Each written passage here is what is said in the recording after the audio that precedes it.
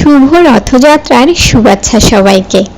আজ এই রথের শুভ দিনে আপনাদের সামনে একটি জগন্নাথ লীলা তুলে ধরব, সবাই শ্রবণ করবেন। অনেক আগের কথা, গৌরীদাসী নামে একটি মেয়ে ছিল। মেয়েটি জগন্নাথ দেবকে খুব ভালোবাসতেন। মেয়েটির যখন পূর্ণ যৌবন, তখন তার বিবাহ হলো।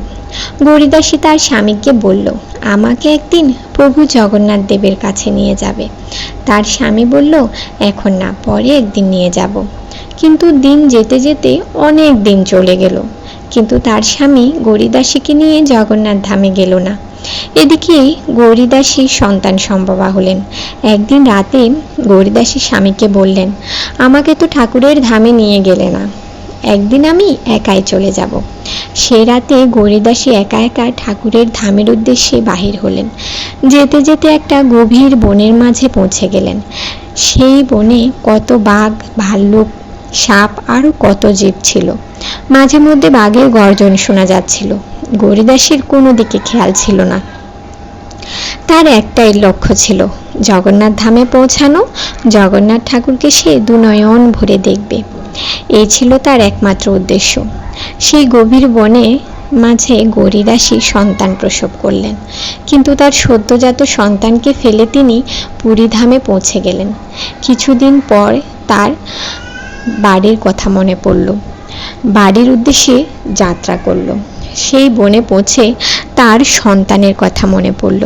ভাবল, সে কি আর বেঁচে আছে, যাকে ভূমিষ্ঠ হওয়ার সঙ্গেই এই বনে ফেলে চলে গিয়েছিলাম।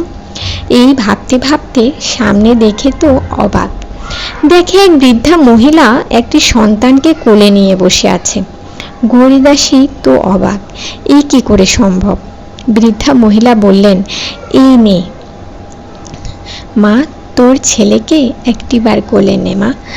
গৌরীদাসী চোখের জল ফেলে বলল, কে তুমি মা?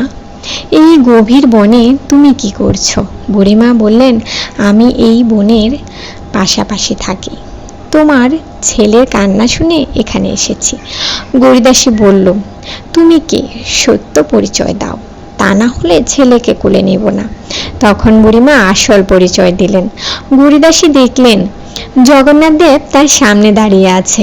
গৌরীদাসী বললেন, ঠাকুর তুমি এই গভীর বনে আমার সন্তানকে কোলে নিয়ে বসে আছো? প্রভু বললেন, মা, তোর ত্যাগ আর ভক্তিতে আমি খুবই প্রসন্ন হয়েছি, তুই কি চাস বল। গৌরীদাসী বললেন, ঠাকুর কৃপা করে আমায় দেখা যখন দিয়েছ, তোমার ওই চরণে আমাকে আর আমার সন্তানকে ঠাঁই দাও প্রভু। প্রভু ঠিক তাই করলেন।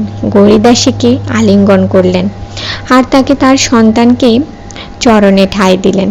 ঠাকুর বললেন, কে বলেছে আমি ভক্তের ডাকে সাড়া দিই না? জগতে তোর মতো যে ত্যাগ করতে পারে আর আমাকে ভালোবাসতে পারে, আমি তারই হয়ে যাই।